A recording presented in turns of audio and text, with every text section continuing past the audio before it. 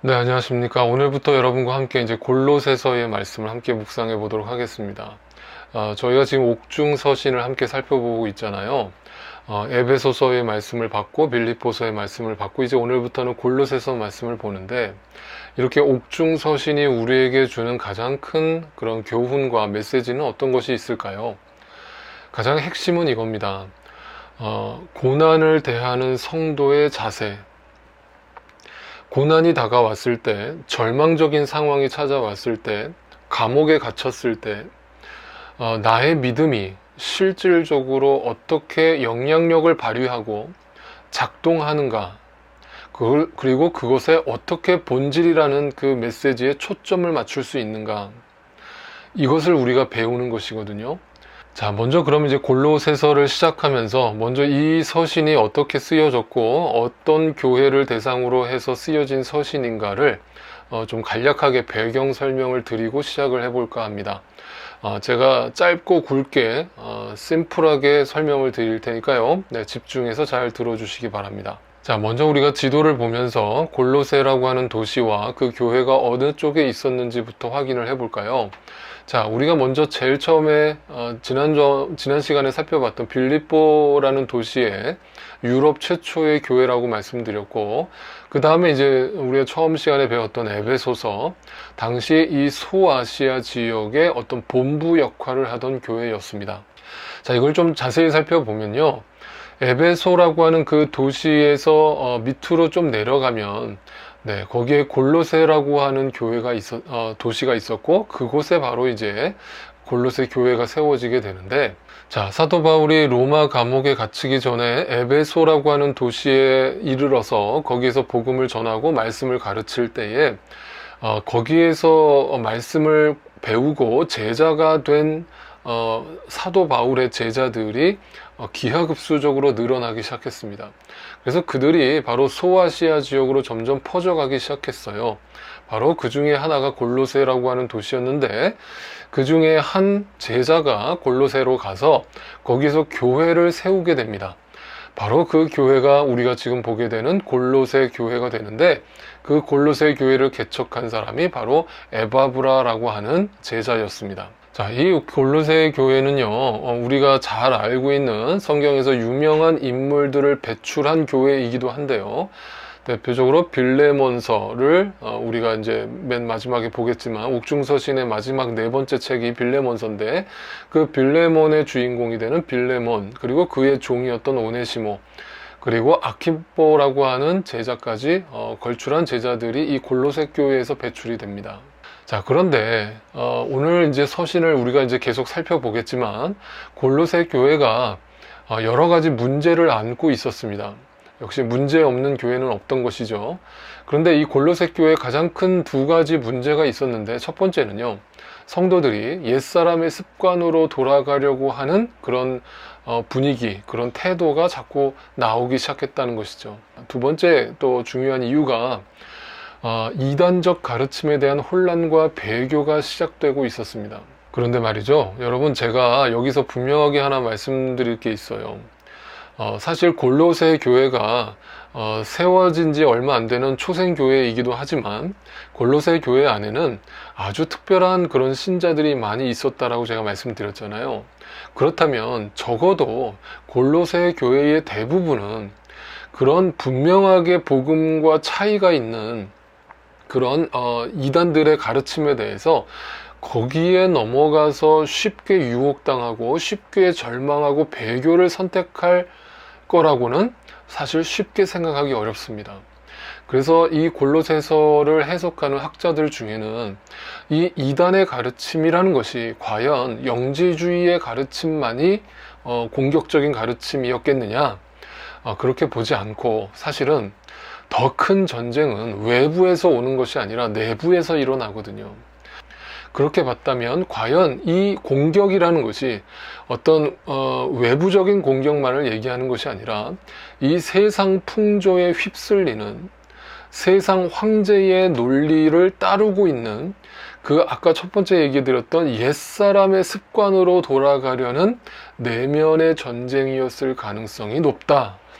저는 그렇게 주장하는 신학자들의 의견에 동의하고, 그렇게 골로새서를 읽어보면 오늘날 우리에게 큰 도전이 되는 말씀이라는 것을 분명히 깨닫게 될 것입니다. 여러분, 참 쉽게 말해서요, 이 지금 팬데믹 상황이 벌어지니까 여러분 지금 마음이 어떠세요? 예전처럼 막 신앙이 뜨겁고 막 주님만 바라보이고 이런 분들도 물론 계시지만, 제가 이렇게 주변의 목사님들을 통해서 얘기를 들어보니까 교회 성도들이 다 이렇게 믿음이 흔들리고 신앙이 이렇게 다운되고, 그래서 이제 교회가 휘청거리는 걸 경험하더라는 거예요. 그래서 이제 목사님들은 마음이 불안한 거예요. 혹시라도 이래가지고 성도들이 교회를 아주 떠나는 것이 아닌가. 그래서 무리해서라도 빨리 교회를 오픈하려고 하고, 어떻게 해서든 빨리 사람들을 더 끌어모으려고 이제 마음이 자꾸 쓰이는 거예요. 조바심이 나는 거죠.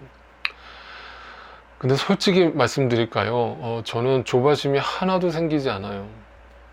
왜 그런가 하면요, 어차피 이 종말의 시대에 가까워질수록, 주님 다시 올 날이 가까워질수록 성경적으로 풀어 얘기한다면 복음은 땅끝까지 다 전해지겠지만, 그러나 그 복음을 듣고 그거를 믿고 끝까지 그 믿음을 지키는 사람은 소수가 될 거라는 것을 성경은 누누이 강조하기 때문이에요.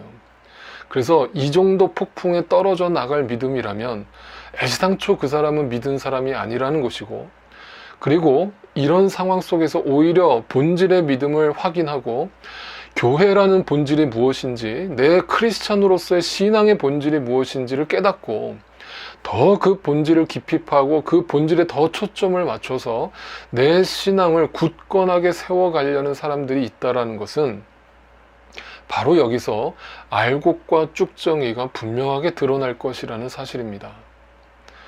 그래서 여러분, 저는 우리 함께하는 교회 모든 성도님들 한 분 한 분이 절대로, 제가 여러분과 수도 없이 말씀을 나누고 함께 교제하면서 그 예수 그리스도의 복음을 가르쳤던 그 복음을 절대 망각하지 마시고, 절대 잊어버리지 마시고,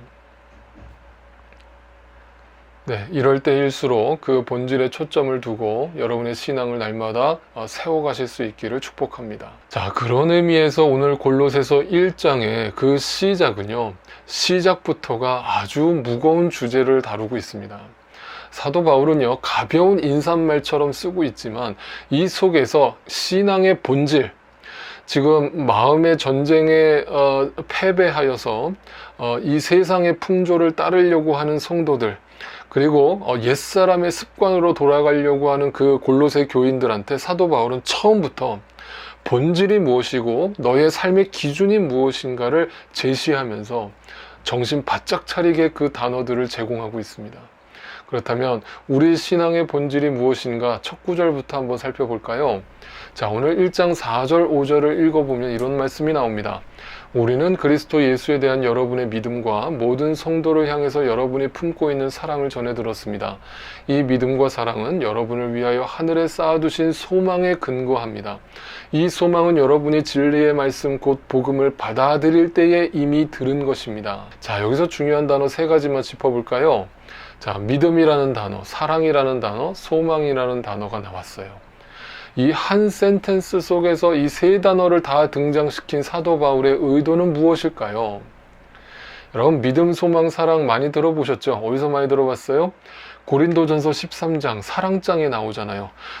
이 세상에 믿음, 소망, 사랑은 항상 있을 것인데 그 중에 제일은 사랑이라. 자, 그러니까 믿음, 소망, 사랑이라는 것이 어떻게 보면 신앙의 본질이라는 얘기를 하고 있는 거잖아요.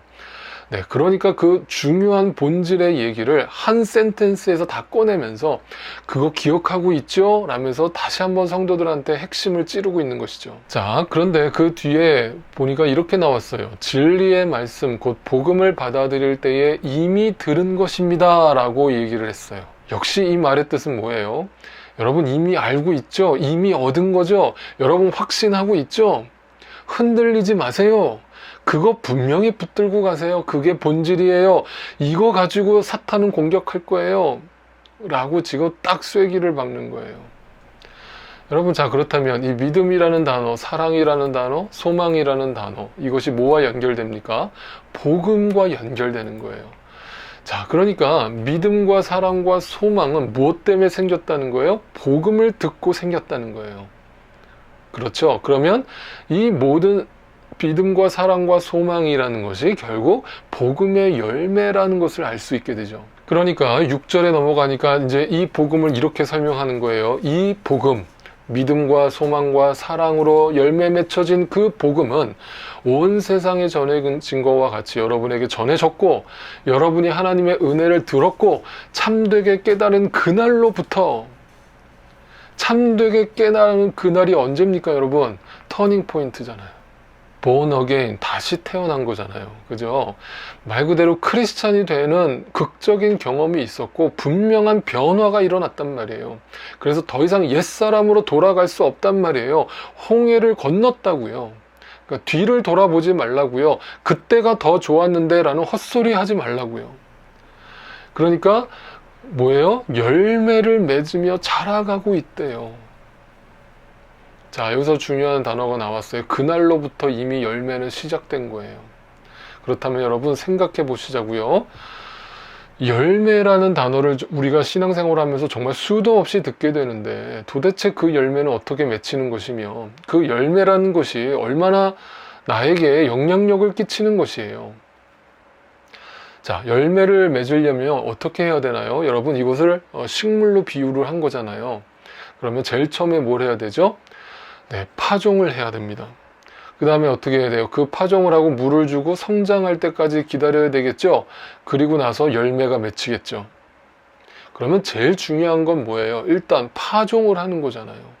자, 여러분 잘 따라오고 계시죠? 자, 그런데 여러분, 파종한다는 거, 씨를 뿌린다는 거, 자, 이것은 과연 성경에서 어떻게 표현하고 있을까요? 여러분, 시편에 보면 이런 말씀이 나오죠.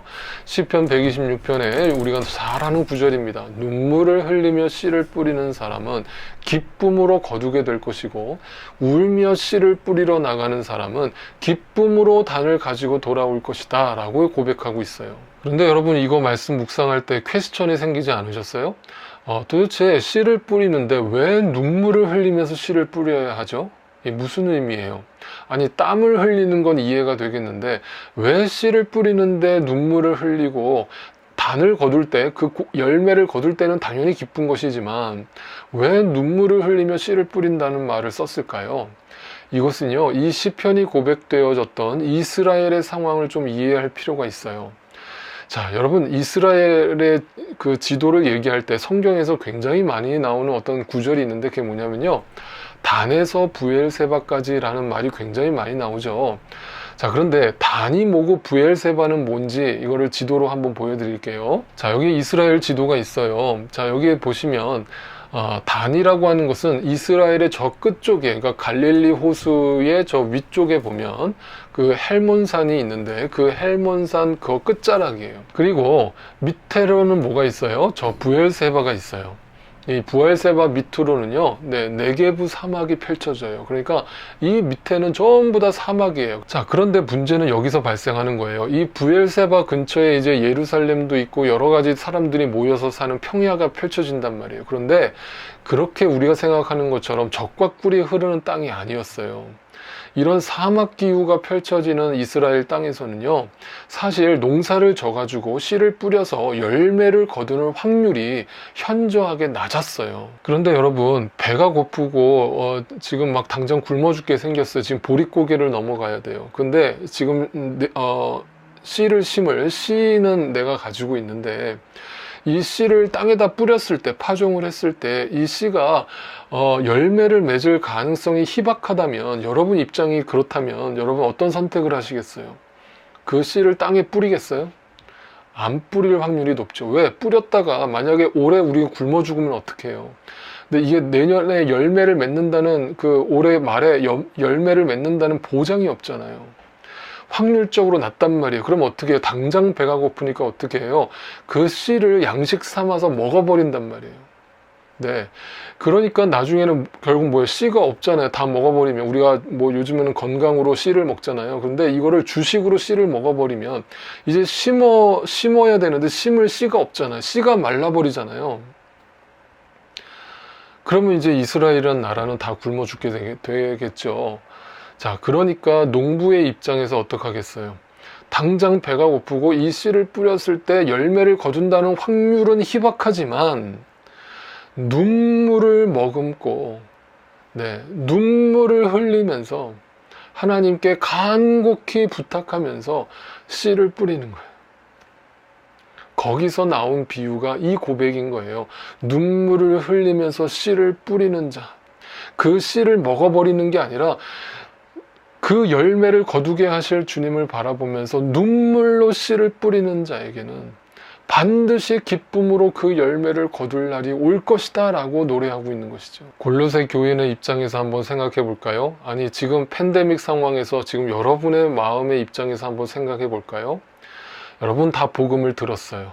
그 복음의 열매는 믿음과 소망과 사랑, 칭의와 성화와 영화의 삶을 내 삶 속에서 누리며 산다라는 걸 나는 알아요. 믿어요. 그렇게 살고 있어요. 그런데 삶이라는 것이, 인생이라는 것이 내 뜻대로 되어지는 것이 하나도 없어요. 광야 같아요. 사막이에요. 먹을 것이 떨어져 가요. 이 씨를 뿌린다고 해서 그것이 열매를 거둘 거라는 기대감이 떨어져요. 점점 세상에서 주는 평안함과 세상에서 주는 그 기쁨에 취해가요. 그리고 그 광야의 눈물에 젖어가요.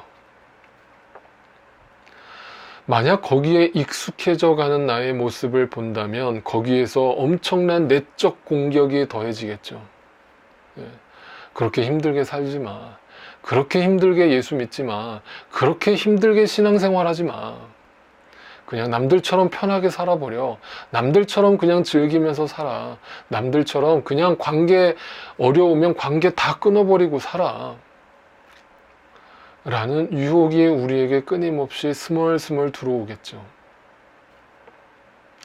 이처럼 눈물로 씨를 뿌리는 자는 결코 많지 않을 뿐더러 그것을 끝까지 이겨내고 기쁨으로 그 열매를 거두는 자는 적다는 것을 성경은 무섭게 강조하고 있는 것입니다. 이번 주간에 그 다코타에 있는 은정자매가 저한테 연락이 왔어요. 그러면서 목사님 이 영화 혹시 보셨어요? 라면서 어떤 영화를 추천해 줬거든요. 기독교 다큐 영화였는데 교회 오빠라고 하는 영화였어요. 그래서 이제 그거를 꼭 보시고 질문이 있는데 그 질문에 답을 달라고 요청을 하셔서 제가 지난 주간에 그 영화를 봤어요. 결론적으로 얘기를 드리면 우리 성도님들한테 한번 다 보시라고 추천을 드리고 싶은 영화예요.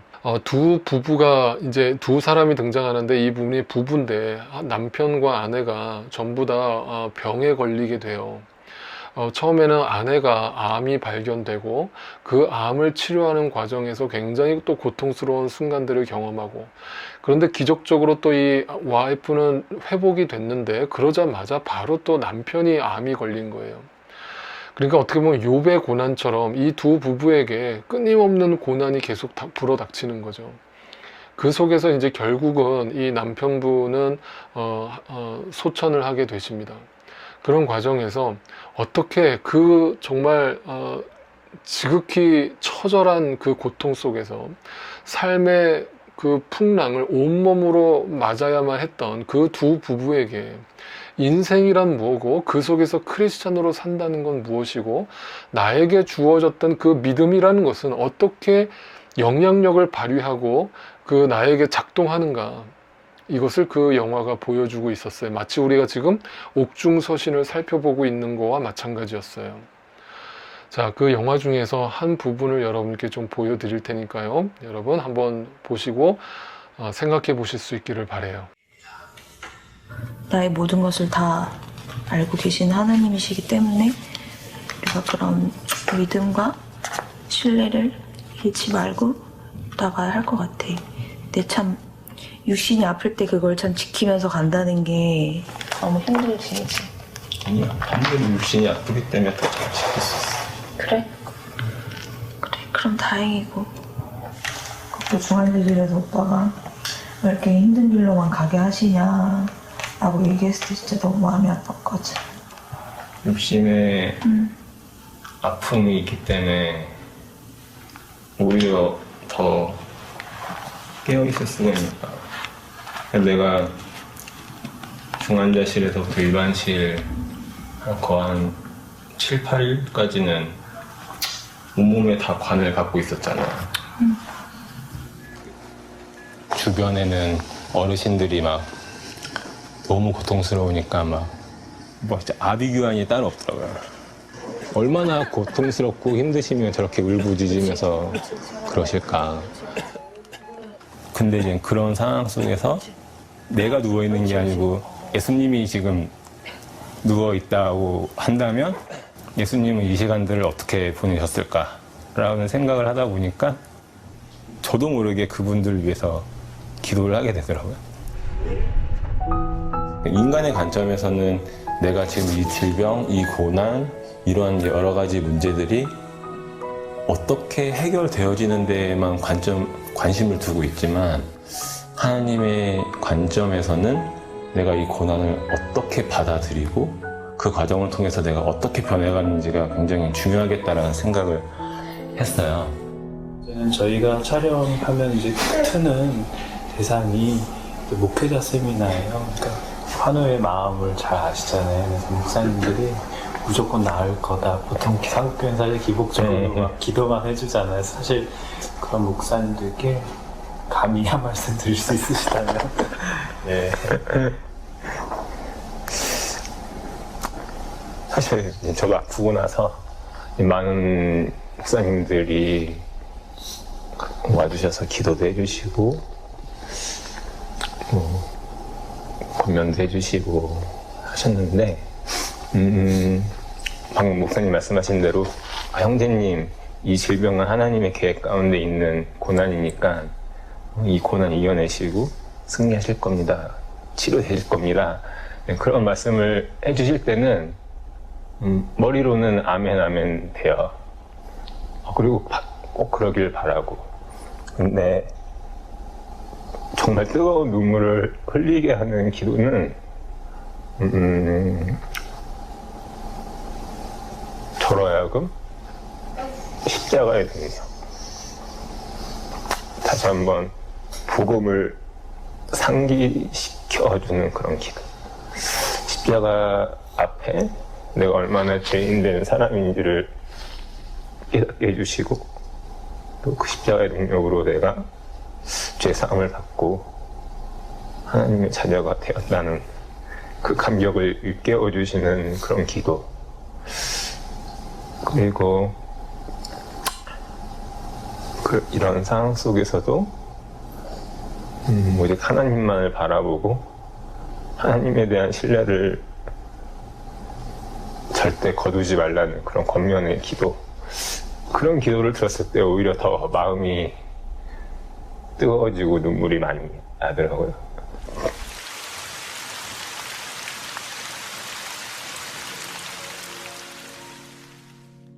여러분, 인생은 광야입니다. 그 광야에서 때로는 눈물겹게 처절하게 외부로부터 오는 공격과 내 안에서부터 시작되는 숱한 영적 전쟁 앞에 싸우면서 때로는 무기력하게 쓰러지고 넘어지면서 그래서 너무 힘들어서 때로는 그 예수의 손마저도 놓고 싶을 정도로 내 신앙이 무기력해져 갈 때 그때도 나의 손을 굳건하게 붙잡고 계시는 그 주님은 이렇게 약속을 해주십니다. 그 하나님의 사랑에서 너는 절대로 끊어질 수 없다.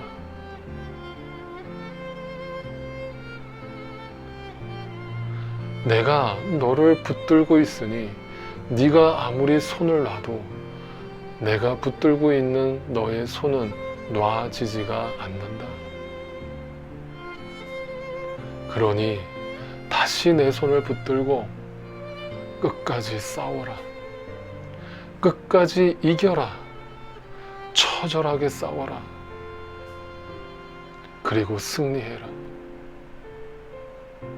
그때 눈물로 씨를 뿌리는 자가 바로 우리를 위해서 십자가에 죽으신 예수 그리스도를 우리에게 보내신 하나님의 마음이었고, 그 기쁨으로 열매를 허락하시는 분도 하나님이라는 사실을 발견하면서 우리도 이제부터 이 광야와 같은 내 삶 속에서 눈물을 흘리며 씨를 뿌리는 자의 삶을 살겠노라고 다시금 결단하게 되는 놀라운 축복이 일어나게 될 줄로 믿습니다.